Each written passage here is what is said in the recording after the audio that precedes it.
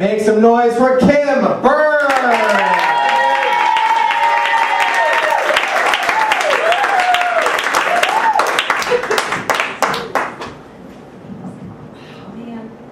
Okay, what I didn't know is that I think I'm a MILF. I don't know what it is, but I think I'm one. Anyway, so I'm in a celebratory season. Any lapsed Catholics here? Any Catholics? I mean, I'm not sure what's worse to admit to. You know, being a lapsed Catholic, it's sort of a weird thing because most of the time you really don't think about it, and then all of a sudden you get this like Ash Wednesday thing, and it's sort of like, you know, running into an old boyfriend, except they're everywhere with the like with the gang sign, and you're like, oh shit, I really missed that. You know? Well, not really. But anyway, speaking of ashes, speaking of like, love that segue, right? Speaking of ashes, I don't know if anybody heard, but CVS is going to stop selling cigarettes, I think in October, and they're going to forget $2 billion worth of revenue a year to become like a healthcare center. And actually, what I understand is they're just trying to make some shelf space for medical marijuana, also known as pot. Well, I mean, what's this real term? But anyway, out in California, it's Girl Scout season for selling cookies. And I guess these Girl Scouts were camped outside of these marijuana dispensaries, and the Thin Mints were just like flying off the fucking table.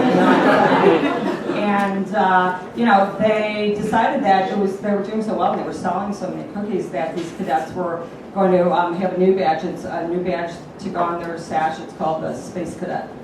I'm reaching a little bit. Anyway, I am a MILF, and I have three young sons, and Tuesday night, man, you gotta sneak out. It's like when my mother told me when I was a teenager that sneaking in line will get you nowhere. She was so wrong, man, because I'm here. You know what I'm saying? I mean, I got out, and you got to get away from your three boys when these guys are jihadists, which is what. No, I'm reading it really. They are trying to destroy my life, so I know it. And anyway, no. Okay, I'll give you an example. You don't get it.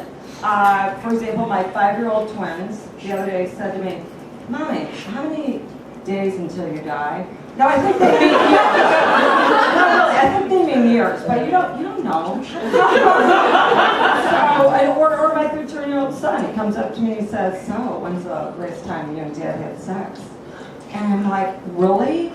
I remember. I mean, I remember what I had for lunch, really, you know. But no, it's tough. It's tough raising kids, and you know. But being a mom is better than being a nun, because I was close. I was this close.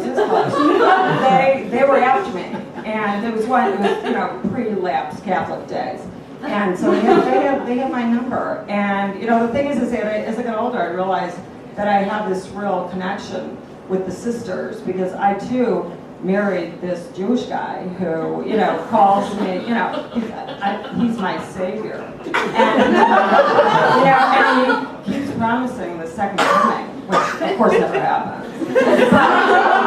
Anyway, no, and like my sisters, you know, he's kind of a hot Jesus, you know, the hot Jesus when you close your eyes and pray. Anyway, I'm not a nun, I'm a decorator. And I'm a decorator. Heather? Yes. You're a decorator. I know you're a decorator, Heather. But, you know, and Heather can probably attest to this, that, you know, people don't take us seriously, do they, Heather? No, not really. No, they don't. So, you know, they go around and they talk about how, you know, it's like one of these girly part-time jobs anybody can do, like being a real estate agent or a hooker. No, really. And let me just tell you that we are like first responders. We are like FEMA. And we're the people walking in like FEMA does, knowing that it's a fucking disaster in your house. Okay? But we're there to help. You know what I'm telling you? Yeah. Okay. No, it's true. And in fact, in New York here, you go to the D&D. Heather, you go to the D&D? I do. Yeah, okay. So you know what a scary place that can be. It's the big design center. And what will happen there is that you'll see like all these, you know, decorators floating around spending other people's money. And I was there the other day. It was really scary. These two guys, they cornered me in the elevator, these decorator guys, and one of them held me down, and the other guy tried to style my hair. Clearly, it didn't work. But, anyway, one last thing about my 13-year-old son. I just wanted to share this because I was sort of, taken aback by how to handle it as a parent. But he came to me and he said, "Mom, I was looking through your drawers," and I'm like, "Okay." And you know what I found? And I said, "The medical marijuana." And he said, "No, Mom, I found a dildo." And so, of course, it's a teaching moment, right? So, son, that's a vibrator.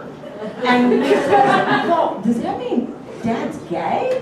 And I said, "Oh, no, son, it means he's lazy." I think it's my time.